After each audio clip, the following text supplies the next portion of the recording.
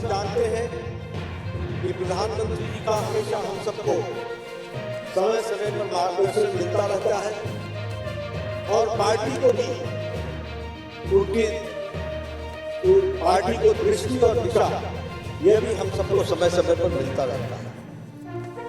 अमृतकाल आने वाले 25 वर्ष में आर्थिक दृष्टि से भारत की नींव रखने का ये जो संकल्प है, इस संकल्प को आदरणीय प्रधानमंत्री जी की ने जो सोच रखी और उसको एक अमली जामा पहनाकर कार्य रूप देने का जो प्रयास किया है, वह सच में देश को एक नई छलांग के साथ विकास की ओर ले जाएगा, यह हम सब लोग जानते हैं। आत्मनिर्भर अर्थव्यवस्था, इस पर हम सबको आज उनका मार्गदर्शन मिलने वाला है। और वैसे भी प्रधानमंत्री जी का और उनकी रुचि पार्टी के प्रति हम सब लोग जानते हैं हमेशा रही। उन्होंने हमेशा पार्टी को दिशा देने में, मार्गदर्शन करने में उनका हमको हमेशा सहयोग मिलता रहा। हम सबको याद है कोरोना काल में जब सारी पार्टियां लगभग एक तरीके से लुप्त हो गई थी, तो उस समय उनका मार्गदर्शन हम सबके लिए बहुत ही काम आया और उन्होंने हमको दिशा दी। सेवा ही संगठन है, हम लोगों को दिशा दी और आर्थिक दृष्टि से भी उनका मार्गदर्शन हम सबको मिलता रहता है। बजट के बाद देश किस तरीके से आगे बढ़ेगा, इसके बारे में उनका हमेशा हम सबको मार्गदर्शन मिला। उन्होंने 5 ट्रिलियन इकोनॉमी पर हम किस तरीके से आगे बढ़ रहे हैं, कोरोना के संक्रमण के बावजूद देश आगे बढ़ने के लिए अग्रसर है। और अगर हम अपनी जीडीपी देखें तो उससे भी ये ध्यान में आता है कि इन सारे संक्रमणों के बाद और इन सारी मुसीबतों के बावजूद भी देश ने आर्थिक दृष्टि से आगे बढ़ने का संकल्प जो रखा है, उसको उन्होंने गति दी है और देश आर्थिक दृष्टि से सही दिशा में चला है, ये हम सब लोग जानते हैं। सामाजिक न्याय, समानता, सम्मान, सबका साथ, सबका विकास, सबका विश्वास और सबका प्रयास, इस मंत्र को लेकर के उनके नेतृत्व में हम सब लोग चल रहे हैं। और हम ये भी जानते हैं कि जो कल बजट रखा गया वो प्रो पीपल बजट रहा, प्रोग्रेसिव बजट रहा, प्रोडक्शन लिंक इंसेंटिव्स के साथ बढ़ने वाला बजट रहा, ईज ऑफ लिविंग, इस सिद्धांत को आम आदमी को अपने जीवन के यापन में कोई मुसीबत न आए, बिना तकलीफ के वो आगे बढ़े और देश की अर्थव्यवस्था में भी अपना योगदान करे, इस बात को उन्होंने बहुत अच्छे तरीके से इस बजट में रखा है। निर्मला सीतारमण जी ने उनके मार्गदर्शन में मोर ग्रोथ, मोर जॉब, एम्प्लॉयमेंट के साथ किस तरीके से विकास को आगे बढ़ाना है और ग्रोथ के तरीके से इकोनॉमी कैसे बढ़ती है, इस पर भी उनको उनका मार्गदर्शन मिलने वाला है।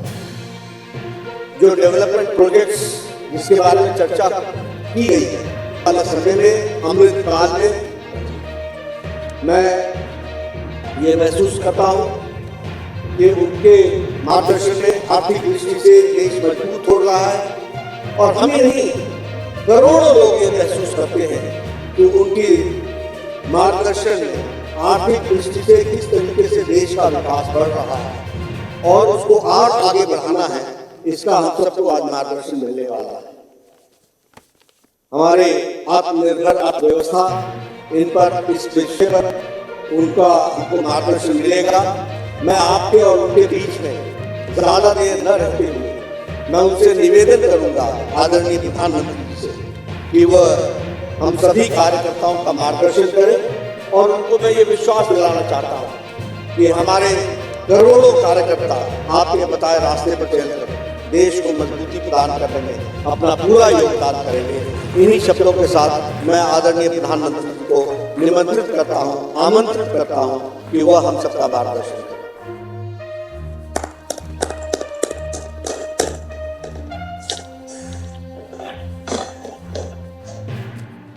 धन्यवाद आदरणीय अध्यक्ष जी। नमस्कार। देश भर से जुड़े भारतीय जनता पार्टी के सभी कार्यकर्ताओं का बहुत बहुत अभिवादन। मैं सबसे पहले तो हमारी पार्टी के राष्ट्रीय अध्यक्ष श्रीमान नड्डा जी का बहुत आभार व्यक्त करता हूं कि आज उन्होंने इस कार्यक्रम की रचना की और मुझे भी खास करके बजट के पीछे हमारी सोच क्या है वो पार्टी के कार्यकर्ताओं के सामने प्रस्तुत करने का अवसर दिया। वैसे कल निर्मला जी ने बहुत ही खूबसूरती से,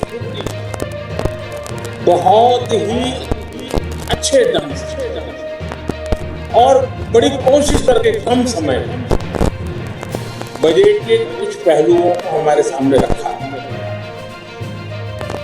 बजट स्पीच में पूरा बजट तो संभव नहीं होता क्योंकि बजट अपने आप में एक बहुत बड़ा दस्तावेज होता है, बहुत बारीकियां होती है और सदन में उन सब चीजों पे बोलना संभव भी नहीं होता है। मैं भी आज आपसे जो बात करूंगा वो भी शायद बजट का एक बहुत छोटा सा हिस्सा बोल पाऊंगा क्योंकि इसमें इतने विषय होते हैं। लेकिन जब विभागवार चर्चाएं होती हैं और इस साल भर का काम है उसको 1 घंटे में बता देना बड़ा कठिन होता है। फिर भी जब अध्यक्ष जी ने कहा कि इसके पीछे सरकार की सोच क्या है जरा आप बताएं तो अच्छा होगा, तो मैंने कहा ठीक है, पार्टी का आदेश मेरे सर आंखों पर है और आज लोकसभा भी दोपहर के बाद है, तो मैंने कहा ठीक है अगर आज सुबह हम बात कर सकते हैं तो फिर इसलिए आज आपके बीच आने का मुझे मौका मिला है। साथियों, आज देश आजादी के 75वें वर्ष में है और इस समय 100 साल में आई सबसे बड़ी वैश्विक महामारी से आज हिंदुस्तान लड़ रहा है। कोरोना का ये कालखंड पूरी दुनिया के लिए अनेकों चौराहे पर आकर के खड़ी है जहां पर टर्निंग पॉइंट निश्चित है। आगे जो दुनिया हम देखने वाले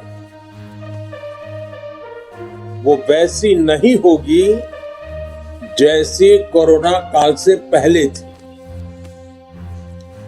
जैसे द्वितीय विश्व युद्ध के बाद, सेकंड वर्ल्ड वॉर के बाद पूरी दुनिया में बहुत बदलाव आए,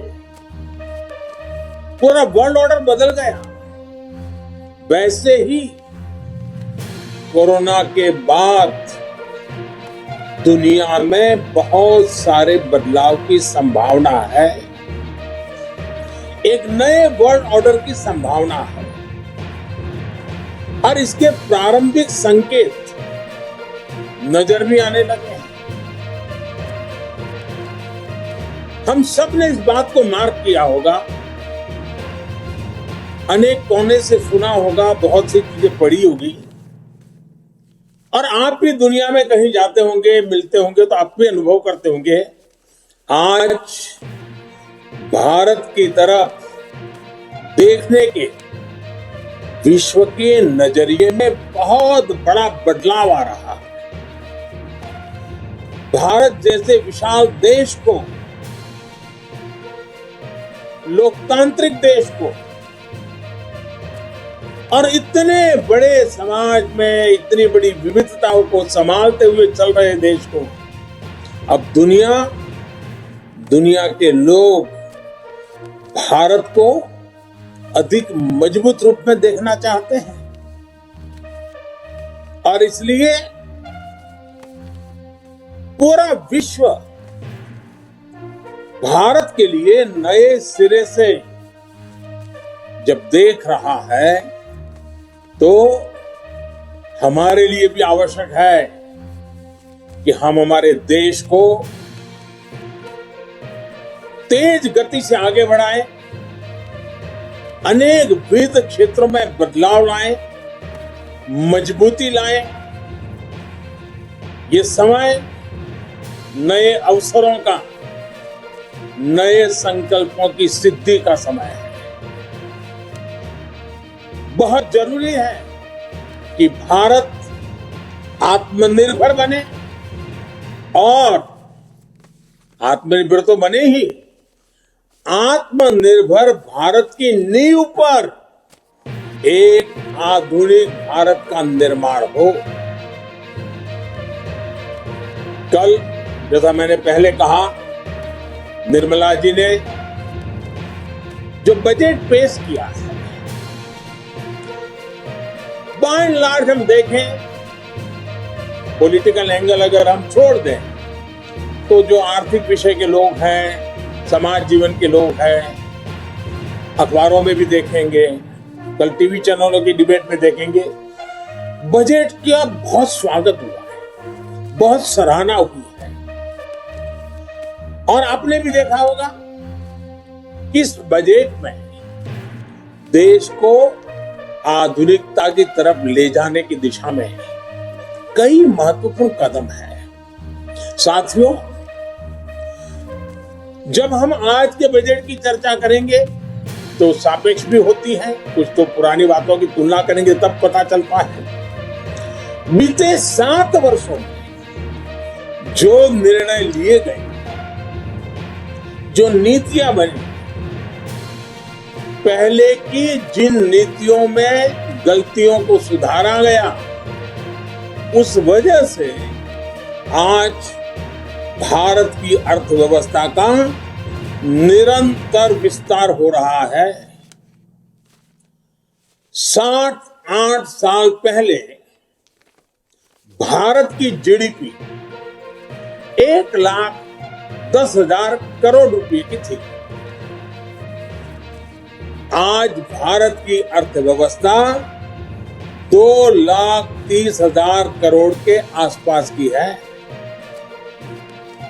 वर्ष 2013-14 में भारत का एक्सपोर्ट 2,85,000 करोड़ रुपए होता था। आज भारत का एक्सपोर्ट 4,70,000 करोड़ रुपए के आसपास पहुंचा है। 7 साल पहले करीब $275 बिलियन का विदेशी मुद्रा रिजर्व हमारे देश के पास था। आज देश का विदेशी मुद्रा रिजर्व $630 बिलियन को पार कर गया। वर्ष 2013 में देश में $36 बिलियन का विदेशी निवेश एफडीआई था। पिछले साल ये $80 बिलियन को पार कर चुका है। कोरोना के इस काल में भी भारत ने अपनी अर्थव्यवस्था की मजबूती से दुनिया का एक विशेष रूप से ध्यान आकर्षित किया है। आज भारत दुनिया के उन देशों में जहां के इकोनॉमिक इंडिकेटर्स में बहुत तेजी से सुधार आ रहा है और फंडामेंटल्स मजबूत है। इस साल का बजट इसे और गति देने वाला है। साथियों, जब गरीब को मूलभूत सुविधाएं मिलती हैं तो वो अपनी ऊर्जा, अपने विकास, देश के विकास में लगाते हैं। इस बजट का भी फोकस गरीब, मिडिल क्लास और युवाओं को बुनियादी सुविधाएं देने और आय के स्थायी समाधानों से जोड़ने पर है। हमारी सरकार मूलभूत सुविधाओं के सैचुरेशन पर काम कर रही है और ये बात मैंने लाल किले पर से भी कही थी। अब मैं एक और छोटा उदाहरण देता हूं, जैसे जल जीवन मिशन। अब हम हमेशा सुनते आए हैं, गांव में, घर में, समाज में, सरकार में, राजनेताओं में, सब में क्या सुनते हैं? हर कोई कहता है जल ही जीवन है। सुनना तो बहुत अच्छा लगता है, लेकिन ये भी सच्चाई है, पानी की दिक्कत, पानी की कमी, गरीब के जीवन की, महिलाओं के जीवन की सबसे बड़ी चुनौतियों में से एक है, और आजादी के 75 साल के बाद भी है। किसान को भी, छोटे किसान को खासकर, पानी के बिना बहुत दिक्कतें हैं। हमारी सरकार के प्रयासों से आज देश में करीब करीब 9 करोड़ ग्रामीण घरों में नल से जल पहुंचने लगा है, और इसमें से करीब करीब 5 करोड़ से ज्यादा पानी के कनेक्शन जल जीवन मिशन के तहत पिछले 2 वर्ष में दिए गए हैं। अब बजट में घोषणा की गई है कि इस साल करीब 4 करोड़ ग्रामीण घरों को पाइप से पानी का कनेक्शन दिया जाएगा। और जब ग्रामीण घर की बात आती है तो उसमें अधिकतम समाज किसानी से जुड़ा हुआ होता है, खेत के काम से जुड़ा हुआ है। उसका समय बचेगा, माता बहनों का समय बचेगा, वो कृषि के समय में अपना योगदान दे पाएगी। इस पर पानी पहुंचाने के लिए, घरों में पानी, मेरी माताओं बहनों को कष्ट से मुक्ति दिलाने के लिए पहले करीब 40,000 करोड़ से ज्यादा खर्च किया था, अभी 60,000 करोड़ रुपए से ज्यादा खर्च किए जाएंगे। कभी हमारे देश में हमारी माताओं बहनों को, गांव को पानी के लिए 1 लाख करोड़ रुपया खर्च करके आगे बढ़ना ये छोटे निर्णय नहीं है। देश के अलग अलग हिस्सों में नदियों को लिंक करने के अनेक प्रस्ताव इस बजट में हैं। विशेष रूप से केन बेतवा को लिंक करने के लिए जो हजारों करोड़ रुपए का प्रावधान किया गया है, उससे यूपी और एमपी के जो बुंदेलखंड क्षेत्र है, हम रानी की झांसी का गर्व करते हैं ना, मैं उस बुंदेलखंड की बात कर रहा हूं। जिस खाजूराहो की चर्चा करते हैं, मैं उस बुंदेलखंड की बात करता हूं। वहां की तस्वीर बदलने वाली, पानी के अभाव में वहां के किसान के नौजवान बेटे रोजी रोटी के लिए कभी गुजरात, कभी महाराष्ट्र, केरल, तमिलनाडु तक जाना पड़ता है। ये केन बेतवा योजना किसान के जीवन में, खेती में तो बदलाव लाएगी लाएगी, किसान के जीवन में बदलाव लाएगी। और इस योजना पर लगभग 44,000 करोड़ रुपए खर्च होंगे। मेरे किसान भाइयों बहनों के खेत में पानी पहुंचाने के लिए ये आधुनिक युग का एक भगीरथ काम है। अब बुंदेलखंड के खेतों में और हरियाली आएगी। जवान बेटों को शहर में झुग्गी झोपड़ी में रहकर के मजदूरी में जिंदगी गुजारनी पड़ती है, वो खुले आसमान के नीचे अपने माँ बाप के साथ रह करके एक नई जिंदगी का प्रकरण लिखना शुरू कर सकते हैं। घरों में पर्याप्त पानी आए, खेत में पानी आए।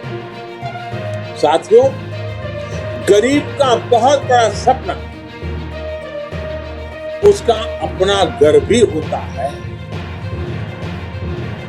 इस साल के बजट में गरीबों के लिए 80 लाख पक्के घर बनाने की बात कही गई है, और इस पर 48,000 करोड़ रुपए, 48,000 करोड़ रुपए, यानी करीब करीब 50,000 करोड़ रुपए से अधिक खर्च होंगे।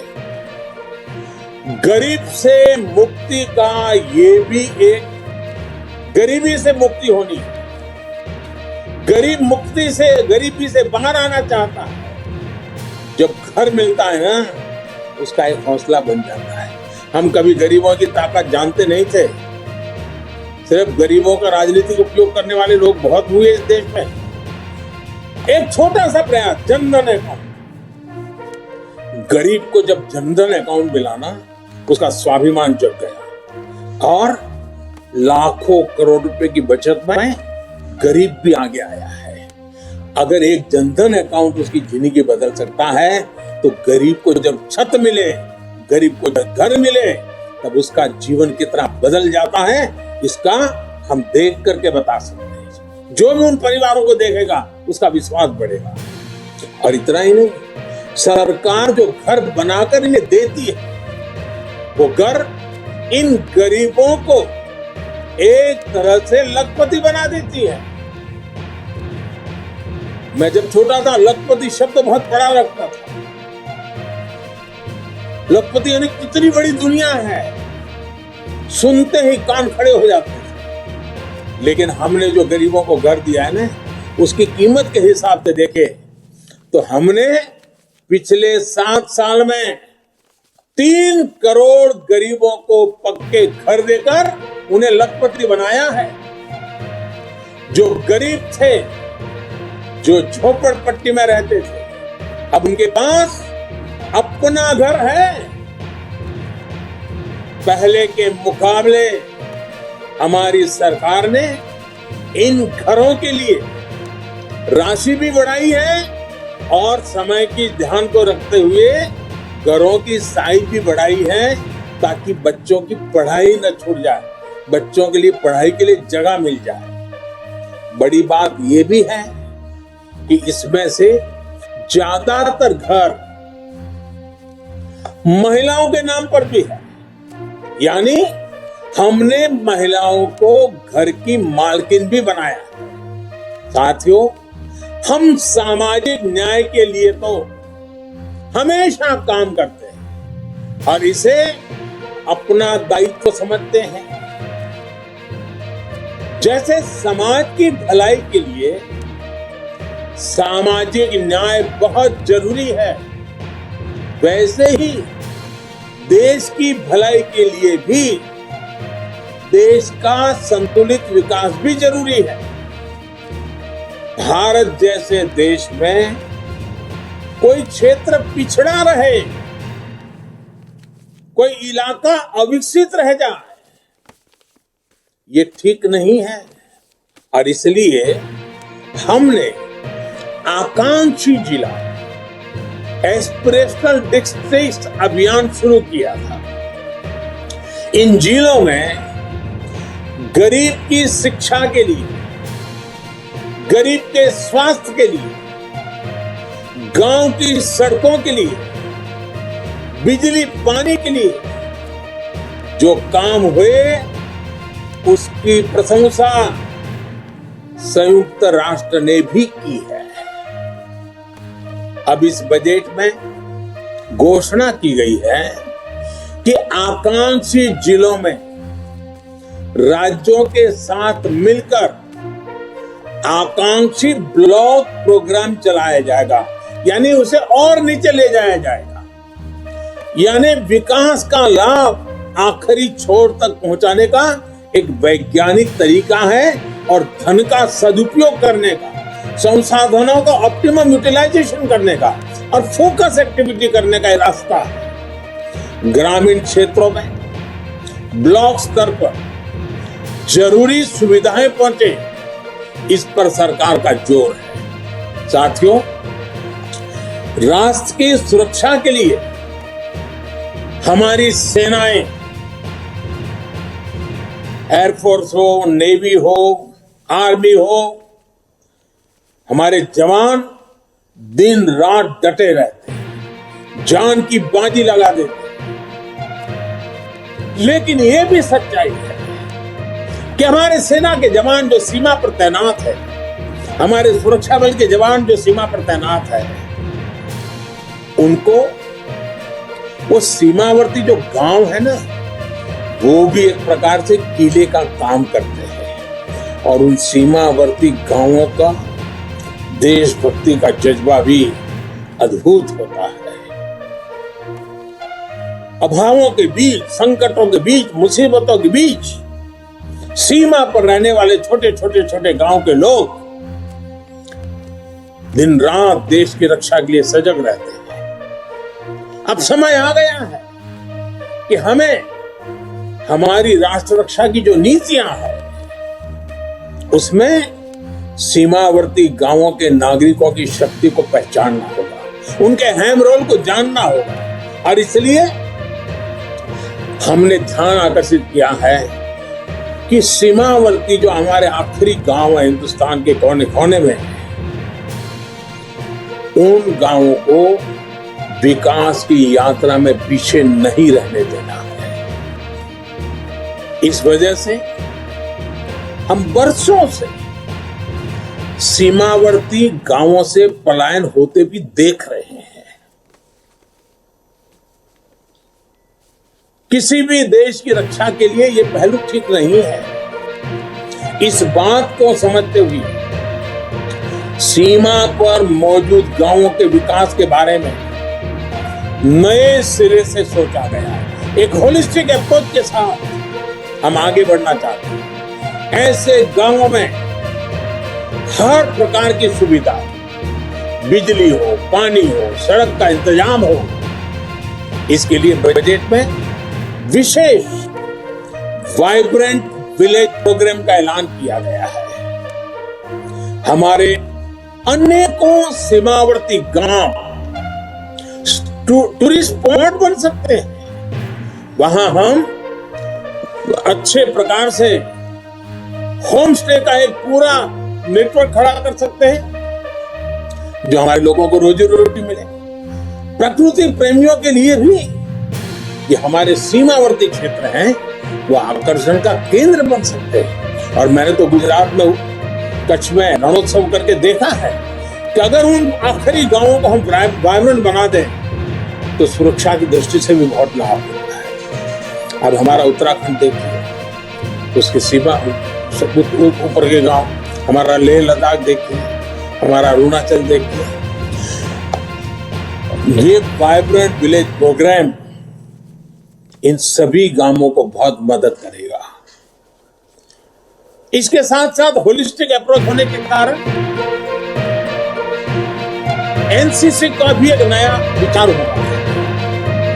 एनसीसी के लिए खर्च होता है, बड़े शहरों में एनसीसी होती है। अब हमने तय किया है कि सीमावर्ती गांव, वो जो ब्लॉक होगा और वहां जो स्कूल होगी नजदीक में, हम एनसीसी का वहां केंद्र शुरू करेंगे, एनसीसी की गतिविधि चलाएंगे, ताकि ये सीमा पर रहने वाले बच्चे एनसीसी से ट्रेन होकर के भविष्य में आसानी से सुरक्षा बलों में जाकर के राष्ट्र रक्षा का नेतृत्व कर सकते हैं। इन पहाड़ी क्षेत्रों के हमारे बच्चों की ताकत बहुत बड़ी होती है। साथियों, राष्ट्र रक्षा से जुड़े एक और बड़े अभियान की बजट में घोषणा की गई है।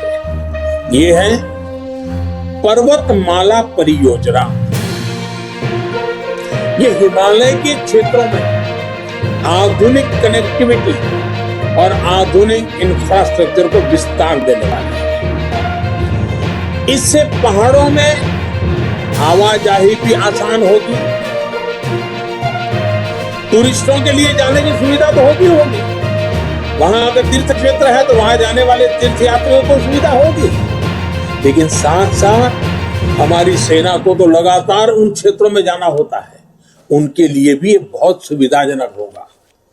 इसका बड़ा लाभ हमारे हिमाचल, उत्तराखंड, जम्मू कश्मीर, लेह लद्दाख, नॉर्थ ईस्ट के हमारे कुछ क्षेत्र, वहां के भाइयों बहनों को मिलेगा। हमारे पहाड़ों के लोग बहुत प्रतिभावान होते हैं, बहुत परिश्रमी होते हैं। सेना से लेकर खेलों तक, व्यापार से लेकर कृषि तक, कितने ही क्षेत्रों में देश को उनकी क्षमता और प्रतिभा का लाभ मिलता है। ये हमारा सौभाग्य है कि हमें उनके लिए काम करने का मौका मिल रहा है। वर्तमान से हम जब पर्वतमाला से पहाड़ी क्षेत्रों में पर्यटन को बढ़ावा मिलेगा और साथ ही पर्यावरण की भी सुरक्षा बढ़ेगी। नॉर्थ ईस्ट को लेकर भी पीएम डिवाइन नाम से एक बड़ी योजना की घोषणा बजट में की गई है। साथियों, आज समय की मांग है कि भारत की कृषि भी आधुनिक बने, नए तौर तरीके अपनाएं, किसान पर बोझ कम हो। देश की कृषि को टेक्नोलॉजी आधारित और केमिकल फ्री बनाने के लिए बड़े कदम इस बजट में उठाए गए। बीते बजट में हमने किसान रेल और किसान उड़ान की सुविधा सुनिश्चित की। अब किसान ड्रोन किसान का नया साथी बनने वाला है। इसके लिए एफपीओ के माध्यम से किसानों को खेत में ही उचित किराए पर ड्रोन और दूसरी मशीनरी उपलब्ध कराई जाएगी। ड्रोन टेक्नोलॉजी से किसान को तो मदद मिलेगी ही, उत्पादन का रियल टाइम डेटा भी प्राप्त होगा। इससे जुड़े स्टार्टअप्स को फंड करने के लिए नाबार्ड के माध्यम से एक विशेष फंड की मदद भी दी जाएगी। साथियों, कृषि को हाईटेक करने के साथ साथ देश की कृषि को नेचुरल बनाने पर भी अभूतपूर्व फोकस है। दोनों पहलू पर हम बल दे रहे हैं। आधुनिक हो, टेक्नोलॉजी हो, खर्च में बचत हो, साथ साथ बैक टू बेसिक, हमारी ये धरती माता बर्बाद ना हो, हमारी धरती माता की उपजाऊ शक्ति खत्म ना हो, और इसलिए केमिकल मुक्त खेती, प्राकृतिक खेती। साथियों, इसके कारण किसानों की जो खेत में इन्वेस्टमेंट खर्च होता है, लागत घटाने में बहुत बड़ी मदद मिलेगी। कृषि को ये अधिक लाभकारी बनाएगी। साथ साथ ये बीमारियों से मुक्ति दिलाने का बहुत बड़ा अभियान भी है, जिसका सबसे अधिक लाभ हमारे छोटे किसानों को होगा। देश के अनेक हिस्सों में जीरो बजट प्राकृतिक खेती पर काम चल रहा है। छोटा किसान, और हमें यह देखना होगा, जब हम किसान की बात करते हैं तब हमारी प्राथमिकता छोटा किसान ही रहनी चाहिए। 80-85% हमारे छोटे किसान हैं। अगर एक बार हमारा छोटा किसान मजबूत बनता है, ताकतवर बनता है, देश की ग्रामीण जीवन बदल जाता है। और इसलिए हमने इस पर बहुत ध्यान केंद्रित किया है। हमने देखा है देश में कौन सी बातें हम सुनते आए हैं। गरीबी हटाने की बातें तो हुई, लेकिन होता क्या था, और वो गलत होता था, मैं नहीं कहता। कहीं इंडस्ट्रियल कॉरिडोर बनते थे, कहीं इकोनॉमिक कॉरिडोर बनते हैं। हमने भी आकर देश में 2 डिफेंस कॉरिडोर बनाए हैं, लेकिन अब हम देश में पहली बार एक और कॉरिडोर बना रहे हैं, जो इस बजट में घोषणा की गई है। प्राकृतिक खेती का कॉरिडोर, नेचुरल फार्मिंग का कॉरिडोर बनाने की दिशा में बढ़ रहे हैं। नेचुरल फार्मिंग का कॉरिडोर लगभग 2500 किलोमीटर लंबा होगा, करीब 10 किलोमीटर चौड़ा होगा, और पहले चरण में उत्तराखंड, उत्तर प्रदेश, बिहार, झारखंड और पश्चिम बंगाल में मां गंगा के किनारे 5-5 किलोमीटर चौड़ा, दोनों तरफ 5-5 किलोमीटर नेचुरल फार्मिंग का एक कॉरिडोर तैयार किया जाएगा।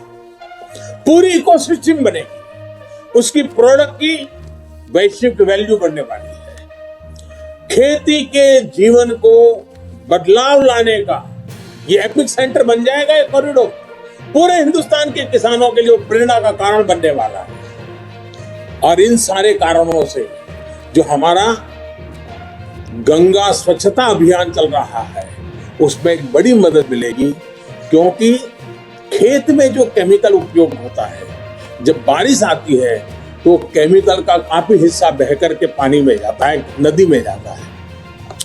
5-5 किलोमीटर प्राकृतिक खेती जब होगी, केमिकल फ्री खेती होगी, ऑर्गेनिक उत्पाद होंगे, तो वो जो केमिकल का प्रवाह गंगा जी में आता था वो भी बंद होगा, तो माँ गंगा भी शुद्ध होगी। एक प्रकार से माँ गंगा जी का बजट का कुछ हिस्सा भी किसानों के काम आएगा। और ऑर्गेनिक उत्पाद की आज बाजार में कीमत बहुत बड़ी है, दुनिया में मांग है, और भारत विश्व के कृषि बाजार में बड़ी ताकत के साथ जाने का रास्ता ऑर्गेनिक खेती है। साथियों, सरकार द्वारा मोटे अनाज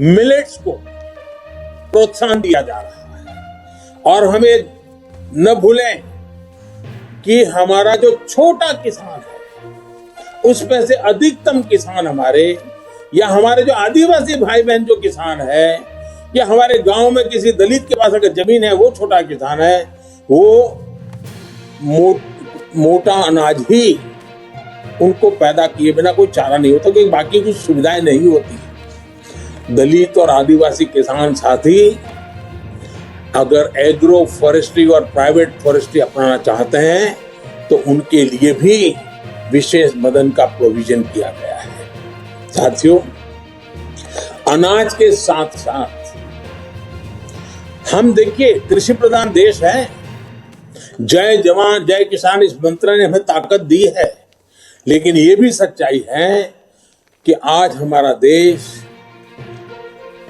80,000 लाख करोड़ रुपए का तेल, खाने का तेल बाहर से लाना पड़ रहा है, क्योंकि हमारी आदतें बदलना दी है।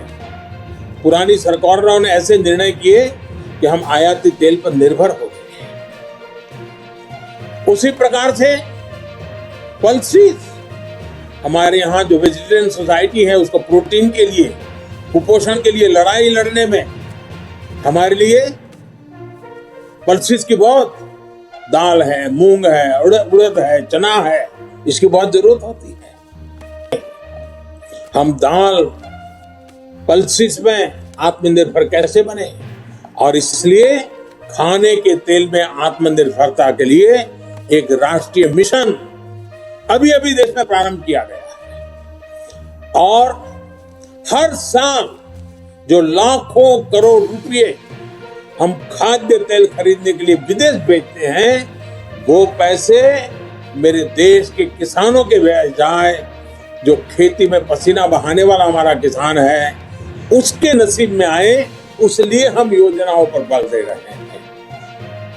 अन्नदाता को ऊर्जादाता बनाने का भी एक बहुत बड़ा अभियान निरंतर चल रहा है, जिसके माध्यम से खेत में ही सोलार पैनल लगाने के लिए मदद दी जा रही है। आदिवासी किसानों को भी वनोपज से अधिक लाभ हो, इसके लिए बड़े स्तर पर वन धन योजना सफलता के साथ चल रही है और बजट से उसको बल भी दिया जा रहा है। साथियों, सरकार ने हमेशा किसानों के हित में हर जरूरी कदम उठाए। अब आप देखिए बजट में रिन्यूएबल एनर्जी का खर्चा पड़ेगा, लेकिन उसमें एक महत्वपूर्ण खर्चा है किसानों के लिए सोलर पंप। अगर सोलर पंप हम सबसे ज्यादा किसानों के पहुंचाएंगे, सूर्य शक्ति से चलने वाला पंप, किसानों को रात को जागना नहीं पड़ेगा, दिन में ही अपने खेती कर लेगा, पानी पहुंचा देगा, शाम को परिवार के साथ अपना समय बिता पाएगा और उसका खर्च भी कम हो जाएगा। इसके लिए भी सोलार पंप का बहुत बड़ा बजट हमारे किसानों तक हम पहुंचा रहे हैं। साथियों, पिछले बजट फर्टिलाइजर की सब्सिडी 80,000 करोड़ रुपए से भी कम रखी गई थी, 79,000 करोड़। लेकिन कोरोना के कारण अंतर्राष्ट्रीय कीमतों में सप्लाई चेन में गड़बड़ होने के कारण बहुत बड़ा उछाल आया। अब जहां हम करीब 80,000 करोड़ का प्रावधान किया था, हमें 60,000 करोड़ और लगाने पड़े। करीब करीब 1,40,000 करोड़ रुपया फर्टिलाइजर के लिए, जो पहले कभी नहीं करना पड़ा था। इसलिए क्योंकि फर्टिलाइजर का दाम बढ़ा है, लेकिन वो किसान पर बोझ न बने, इसलिए सरकार ने उसको झेला ताकि किसानों की लागत न बढ़े, उन पर अतिरिक्त बोझ न आए। और इस बार इस सब्सिडी को 79,000 से बढ़ा करके 1,05,000 करोड़ रुपए किया गया है, ताकि मेरे किसान भाइयों बहनों को फर्टिलाइजर के लिए संकट का सामना न करना पड़े। और आने वाले कुछ दिनों में हम एक नई योजना लेकर के आ रहे हैं, नैनो फर्टिलाइजर। किसानों की बहुत बड़ी मदद करने वाला एक बहुत बड़ा अहम, हमारे वैज्ञानिकों की मदद से हमने अनुसंधान किया है, जो इस बजट में भी इसका सीधा उल्लेख नहीं किया है, लेकिन उस दिशा में हम काम करने वाले हैं। इसी प्रकार एमएसपी को लेकर भी अनेक प्रकार की बातें फैलाई गई, लेकिन हमारी सरकार ने बीते सालों में एमएसपी पर रिकॉर्ड खरीद की है। सिर्फ धान की ही बात करें, धान की, जो सीधे सीधे छोटे किसान की जिंदगी से जुड़ा हुआ है, और छोटे किसान की खेती जेब के लिए नहीं, जीवन के लिए होती है। सिर्फ धान को ही अगर बात करें तो इसी सीजन में किसानों को एमएसपी के रूप में 1.5 लाख करोड़ रुपए से अधिक मिलने का अनुमान है। बजट में प्रावधान किया गया है कि 2,37,000 करोड़ रुपए का एमएसपी किसानों के बैंक खाते में सीधे ट्रांसफर किया जाएगा। इस साल के बजट में पीएम किसान सम्मान निधि के तहत 68,000 करोड़ रुपए का प्रावधान किया। 68,000 करोड़ रुपया सीधे डायरेक्ट बेनिफिट ट्रांसफर के द्वारा किसान के जेब में पहुंचने वाला है। और ये राशि भी पिछले साल की अपेक्षा ज्यादा है। इसका लाभ भी देश के 11 करोड़ से अधिक किसानों को होगा, और छोटे किसान के लिए तो ये रकम बहुत बड़ी होती है, उसको खेती में कुछ करने के लिए हिम्मत देती है। हमारे ग्रामीण क्षेत्र, हमारे किसानों को बेहतर सड़कों का भी विशेष लाभ मिलने वाला है। प्रधानमंत्री ग्राम सड़क योजना का बजट पिछले वर्ष की तुलना में 36% बढ़ाया गया है। वहीं रेलवे भी छोटे किसानों की मदद के लिए विशेष प्रावधान करने वाली है। साथियों, नए संकल्प लेना, उन्हें पूरा करने और पूरा करने के लिए जी जान से जुट जाना युवाओं की स्वाभाविक प्रवृत्ति होती है। भाजपा युवा आकांक्षाओं और युवा सपनों को समझती है। ये इस बजट में भी स्पष्ट रूप से दिखता है। इस बजट में स्टार्टअप्स के लिए टैक्स बेनिफिट को आगे बढ़ाया गया है। युवा इनोवेशन, रिसर्च एंड डेवलपमेंट को लेकर जितने भी प्रावधान इस बजट में किए गए हैं, वो युवाओं को इनोवेट करने के लिए प्रोत्साहित करेंगे। मैंने खेती में जिस ड्रोन टेक्नोलॉजी की पहले चर्चा की, वो भी एग्रीटेक स्टार्टअप को प्रोत्साहन देगा। डिफेंस के क्षेत्र में स्टार्टअप्स हो, या फिर डिजिटल करेंसी जैसे प्रावधानों से फिनटेक से जुड़े स्टार्टअप ये युवाओं के लिए अनंत संभावनाएं बनाने वाले हैं। और स्टार्टअप की एक विशेषता है, स्टार्टअप जॉब क्रिएटर भी होते हैं। साथियों, युवाओं को शिक्षा और स्किल के बेहतर अवसर देने के लिए बीते सालों में टेक्नोलॉजी का दायरा निरंतर बढ़ाया गया है।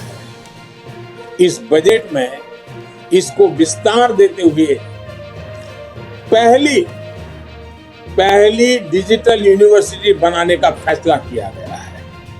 इससे गरीब के गरीब बच्चों को भी अपनी रोजी रोटी कमाते हुए भी अगर इस यूनिवर्सिटी से कोई छोटे मोटे कोर्सेज करने हैं तो वो आराम से कर लेगा और उसको क्वालिटी एजुकेशन उपलब्ध होगा। सरकार ने इस बार के बजट में स्पोर्ट्स को भी बहुत तवज्जो दी है और काफी वृद्धि की है। और हम ये न भूलें कि स्पोर्ट्स के क्षेत्र में अधिकतम हमारे किसान के बच्चे ही आते हैं। किसान के परिवार की ही वो आन बान शान बन रहे हैं। खेलो इंडिया अभियान के बजट को भी बढ़ाया गया है। स्पोर्ट्स का बजट पिछले 7 सालों में 3 गुना से भी ज्यादा बढ़ा है। इसका भी लाभ हमारे युवा साथियों को होगा। साथियों, आपने पोस्ट ऑफिस से जुड़ी अहम घोषणा की बजट भाषण में सुनी होगी। अब पोस्ट ऑफिस के खातों में भी बैंकों की तरह ही mobile banking, internet banking, ATM और ऑनलाइन फंड ट्रांसफर की सुविधा मिल पाएगी। अभी देश में 1.5 लाख से अधिक पोस्ट ऑफिस हैं, जिसमें से अधिकतर गांवों में है। पोस्ट ऑफिस में जिनके सुकन्या समृद्धि अकाउंट और पीपीएफ अकाउंट है, उनको भी अब अपनी किस्त जमा करने पोस्ट ऑफिस जाने की जरूरत नहीं है। अब वो सीधे अपने बैंक अकाउंट से ऑनलाइन ट्रांसफर कर पाएंगे। इससे गांवों में रहने वाले किसानों, मजदूरों, वरिष्ठ नागरिकों, महिलाओं को विशेष रूप से बहुत सुविधा होगी। और हम जानते हैं, हमने एक पूरे देश का किसानों के लिए डिजिटल मार्केट प्लेटफॉर्म खड़ा किया है, इनाम। अब इनाम योजना के तहत जो किसान कारोबार करता है, उसको भी अपनी फसल बेचने के सारा कारोबार पोस्ट ऑफिस में ही बैंकिंग व्यवस्था होने के कारण बहुत आसानी से मेरा किसान अपना कारोबार कर लेगा। साथियों, आज सस्ता और तेज इंटरनेट भारत की पहचान बन चुका है। बहुत जल्द सभी गांव तक ऑप्टिकल फाइबर कनेक्टिविटी पूरी होगी। 5G सर्विस की लॉन्चिंग भारत में ईज ऑफ लिविंग और ईज ऑफ डूइंग बिजनेस को एक अलग ही आयाम देने वाली है। इससे सिर्फ इंटरनेट ही तेज नहीं होगा, डेटा स्पीड ही नहीं बढ़ेगी, बल्कि रिमोट सर्जरी के लेकर स्मार्ट ट्रांसपोर्टेशन तक, अगर ड्रोन से मुझे दूर सुदूर पहाड़ के कोई फल फूल अगर नजदीक में शहर लाना है तो ड्रोन से उठा करके आराम से ले आ पाऊंगा। यानी सारे स्मार्ट ट्रांसपोर्टेशन के लिए भी ये सारी टेक्नोलॉजी गांव को, गरीब को, किसान को भी बहुत बड़ा अवसर देने वाली है। 5G सर्विसेज देश में रोजगार के नए सेक्टर्स का सृजन करेगी, युवाओं को आकर्षक अवसर प्रदान करेगी, स्टार्टअप्स को प्रोत्साहन करेगी। साथियों, आज देश में एनिमेशन, विजुअल इफेक्ट्स, गेमिंग और कौमी AVGC इस सेक्टर की भी तेजी से विकास हो रहा है। भारत मोबाइल गेमिंग को लेकर दुनिया के टॉप 5 मार्केट में से एक है। आकलन है कि आने वाले 2 सालों में यह सेक्टर 3 लाख करोड़ रुपए का हो जाएगा। अब मुझे बताइए, ये गेमिंग हम बच्चों को रोक नहीं पाएंगे। परिवार में बच्चा मोबाइल फोन पर गेम खेल रहा है, नहीं रोक पाएंगे। लेकिन क्या हमारे बच्चे विदेशों से खर्च करके आई हुई गेम से खेलेंगे कि हिंदुस्तान भी कुछ करेगा? और इसलिए हमारे देश की प्रतिभा को मौका मिले, इनोवेट करने का अवसर मिले। इस सेक्टर में क्रिएट इन इंडिया और ब्रांड इंडिया को सशक्त करने का भरपूर पोटेंशियल है। भारत को ग्लोबल गेम डेवलपर्स और गेमिंग सर्विस का हब बनाने के लिए इस बजट में एक टास्क फोर्स के गठन की बात की गई है। साथियों, आज के अखबारों में सेंट्रल बैंक डिजिटल करेंसी की भी काफी चर्चा है। इससे डिजिटल इकोनॉमी को बहुत बल मिलेगा। ये डिजिटल रुपया अभी जो हमारी फिजिकल करेंसी है उसी की तरह डिजिटल स्वरूप लेकर के RBI द्वारा ही उसको पूरी तरह कंट्रोल किया जाएगा, मॉनिटर किया जाएगा, उसका विस्तार किया जाए। और ये ऐसी व्यवस्था होगी जिससे फिजिकल करेंसी से एक्सचेंज भी किया जा सके। जैसे कोई आपको डिजिटल रुपये में पे करेगा तो आप उसको कैश में बदल पाएंगे। Digital payment, online payment, digital payment ज्यादा सुरक्षित होगा, रिस्क फ्री होगा।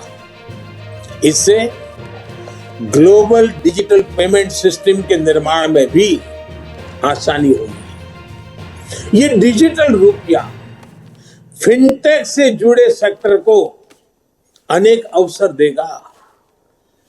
इससे कैश को प्रिंट करने, हैंडल करने, डिस्ट्रीब्यूट करने में जो बोझ पड़ता है वो भी कम होगा। साथियों, भारतीय अर्थव्यवस्था का सबसे पुराना, मजबूत और भरोसेमंद स्तंभ है हमारे छोटे उद्यमी और व्यापारी, हमारे स्मॉल एंटरप्रेन्योर। हमारी सरकार MSMEs को मजबूत बनाने के लिए निरंतर प्रयास कर रही है। कोरोना काल में हमने छोटे उद्यमियों को ध्यान में रखते हुए इमरजेंसी क्रेडिट गारंटी स्कीम शुरू की थी। SBI के अध्ययन में यह बात सामने आई है कि इस योजना से MSME सेक्टर में लगभग 1.5 करोड़ नौकरियां सुरक्षित हुई हैं और करीब 6 करोड़ लोगों की जीविका सुरक्षित हुई है। इसी तरह PLI स्कीम का उदाहरण भी हमारे सामने है। इसके परिणाम भी देश देख रहा है। भारत आज मोबाइल मैन्युफैक्चरिंग के क्षेत्र में दुनिया का उभरता हुआ केंद्र बन रहा है। ऑटोमोबाइल और बैटरी के क्षेत्र में भी PLI स्कीम के इसी तरह उत्साहवर्धक परिणाम मिल रहे हैं। जब देश में इतने बड़े स्तर पर मैन्युफैक्चरिंग होगी तो MSME का एक नया इकोसिस्टम खड़ा होगा। MSMEs को कई क्षेत्रों में नए ऑर्डर्स मिलेंगे, नए अवसर पैदा होंगे। मैं एक छोटा सा उदाहरण देता हूं आपको, सिर्फ रक्षा मंत्रालय का। देखिए, रक्षा मंत्रालय आज उत्तर प्रदेश में और तमिलनाडु में डिफेंस कॉरिडोर विकसित कर रहा है। इस बजट में हमने 68% 68% कैपिटल प्रोक्योरमेंट जो कुछ भी खरीदी करनी है घरेलू खरीद के लिए निर्धारित किया है, इस बजट में से यहीं से लेना पड़ेगा। हर साल हजारों करोड़ रुपए के रक्षा उपकरण देश के भीतर से ही खरीदे जाएंगे। मैं वोकल फॉर लोकल जो बात करता हूं ना, वो यहां भी ले आए हैं हम। इससे हमारी हजारों एमएसएमईज को ही सबसे ज्यादा फायदा होगा। साथियों, इस बार बजट में एक बात जो सबसे खास और सबसे अलग है वो है पब्लिक इन्वेस्टमेंट। ये कितना बड़ा कदम है और इसका असर कितना बड़ा होगा, इस बात का अनुमान आप इससे लगा सकते हैं कि वर्ष 2013-14 में हमारे आने से पहले 7 साल पहले पब्लिक इन्वेस्टमेंट सिर्फ 1,87,000 करोड़ का था, 1,87,000। इस बजट में ये 7,50,000 करोड़ रुपए का रखा गया है। यानी यूपीए सरकार की तुलना में 4 गुना ज्यादा। सरकार जब इतना बड़ा खर्च करेगी तो इस पैसे से क्या होगा? इससे देश में और ज्यादा निवेश आएगा और ज्यादा आधुनिक इंफ्रास्ट्रक्चर का विस्तार होगा। इस साथ साथ लोहा बेचने वाला, लोहा बाजार में काम करने वाला, सीमेंट बेचने वाला, सीमेंट बाजार में काम करने वाला, इस प्रकार के निर्माण कार्यों से जिनकी स्किल है उस नौजवान, यानी कितनी बड़ी इकोनॉमी की एक दूसरे को इफेक्ट पॉजिटिव खड़ी होती है। और नौकरियों के लिए तो अनेक दरवाजे खुल जाते हैं। साथियों, इसके कारण देश के लिए पूंजी तैयार होगी, सामान्य मानवी का जीवन आसान भी होगा और बेहतर भी होगा। ये सब कैसे होगा, ये समझने के लिए आप अपनी सरकार के 7 साल के काम को समझिए। 2014 में देश में 90,000 किलोमीटर नेशनल हाईवे थे। ये 90,000 किलोमीटर हाईवे पिछले 70 साल में बने थे, जबकि हमने पिछले 7 सालों में ही 50,000 किलोमीटर नेशनल हाईवे बनाए हैं। पीएम गति शक्ति मास्टर प्लान के तहत देश में हजारों किलोमीटर के नए हाईवे और बनाएंगे। इससे न केवल शहरों से लेकर गांवों और कस्बों तक बेहतर कनेक्टिविटी होगी, बल्कि इससे देश के हर कोने में इंडस्ट्री भी पहुंचेगी। इससे हर सेक्टर में लाखों नए रोजगार भी पैदा होंगे। और हम जानते हैं एक जमाना था जहां नदी जाती थी, जहां पानी होता था, उसके नजदीक में गांव बसते थे। फिर समय बदलता गया और अब जहां हाईवेज है, इंफ्रास्ट्रक्चर है, इंटरनेट है, वहां लोग बसते हैं। इस बदलते हुए युग को हमें समझना होगा और इससे ये जो रचना हो रही है वो लॉजिस्टिक सपोर्ट के लिए बहुत बड़ी ताकत हो जाती है। आज अगर हमारे देश में कोई उत्पाद विदेश भेजनी है, मानो फल सब्जी हमारा किसान भेजना चाहता है, लेकिन अगर 6 दिन तक वो ट्रैवलिंग करता रहेगा तो कौन खरीदेगा? ये रोड रास्ते अच्छे बनेंगे तो किसान की पैदावार भी बहुत ही कम समय में अपने गंतव्य स्थान पर पहुंचाएगी और उसके कारण उसको जो आर्थिक नुकसान होता है वो भी बच जाएगा। इतना ही नहीं, इन सब कारणों के गति शक्ति के प्रोजेक्ट के कारण रियल एस्टेट सेक्टर में भी बहुत बड़ी गति मिलने वाला है। इसी तरह देश में 4 जगह पर मल्टी मॉडल लॉजिस्टिक पार्क भी बनाए जाएंगे। मल्टी मॉडल लॉजिस्टिक फैसिलिटीज के लिए 100 पीएम गति शक्ति कार्गो टर्मिनल भी विकसित किए जाएंगे। 100 पीएम गति शक्ति कार को सोचिए। इससे उद्योगों और व्यापारों के लिए भी किसी भी चीज के लाने जाने में लगने में वाला समय कम होगा और भारत से निर्यात बढ़ाने में मदद मिलेगी। और जब निर्यात बढ़ता है तो उत्पादन और आमदनी बढ़ती है, रोजगार के अवसर बढ़ते हैं। साथियों, एक ऐसा बजट है जो देश में शहरीकरण से जुड़ी चुनौतियों को भी सीधे एड्रेस करता है। ये हमारे शहर ही जहां नियो मिडिल क्लासेस और मिडिल क्लास की बड़ी संख्या में रहता है और देश के विकास में महत्वपूर्ण योगदान देता है। बिजनेस हो, स्पोर्ट्स हो, म्यूजिक हो, स्टार्टअप्स हो, कोई भी क्षेत्र लीजिए, टियर 2 और टियर 3 शहरों का टैलेंट आज निखर कर सामने आ रहा है।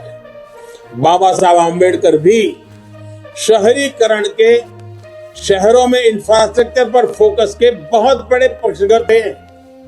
बीते 7 सालों में देश के शहरों को आधुनिक बनाने पर जो जोर हमें दिया है, उसको इस बजट में नया आयाम दिया गया है।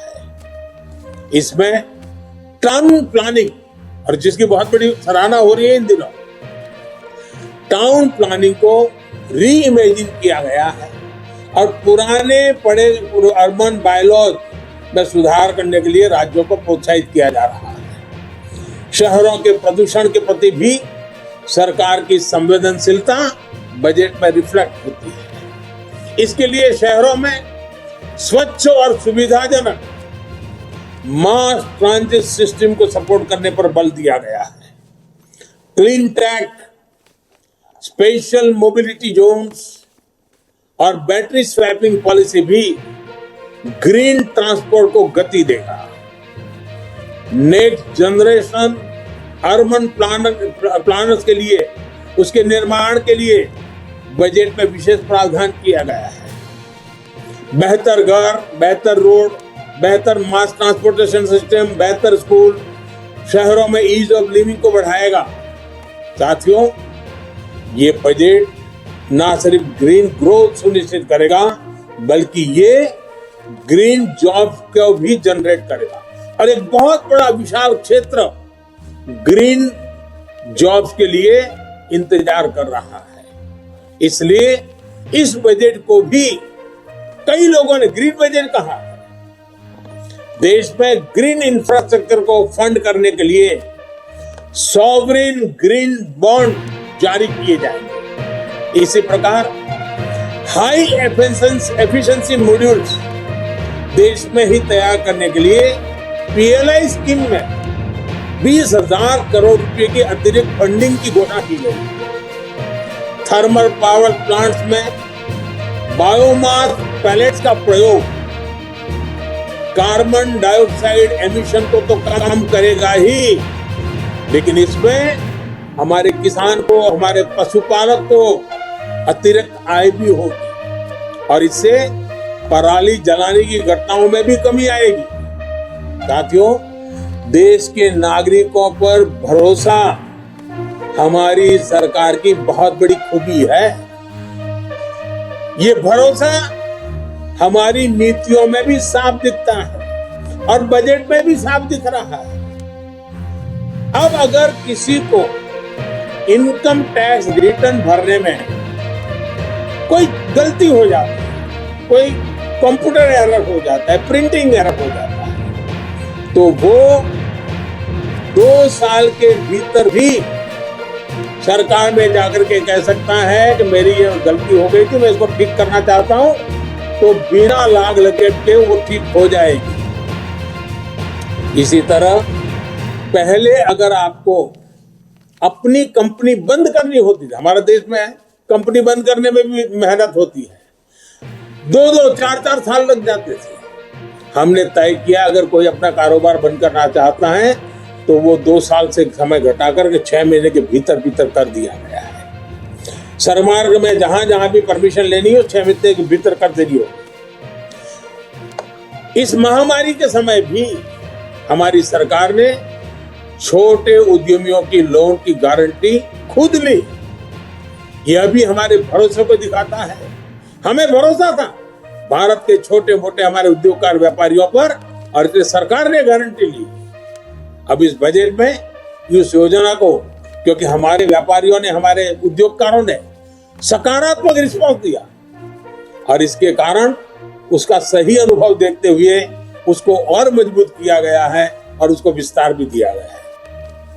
इन 7 सालों में हमने 25,000 गैर जरूरी, ये समझने जैसा है, 25,000 गैर जरूरी कंप्लायंसेस को खत्म किया है। यानी आए दिन ये जानकारी लाओ, ये फॉर्म भरो, फलाना नाम लाओ, डिग्री सर्टिफिकेट लाओ, हर बार सरकार लोगों से मांगती रहती थी। 25,000 हमने निकाले हैं और मैंने राज्य सरकारों से भी आग्रह किया है कि वे भी खोजें, बिना कारण जनता को कहां तकलीफ हो रही है, हटाओ इन चीजों।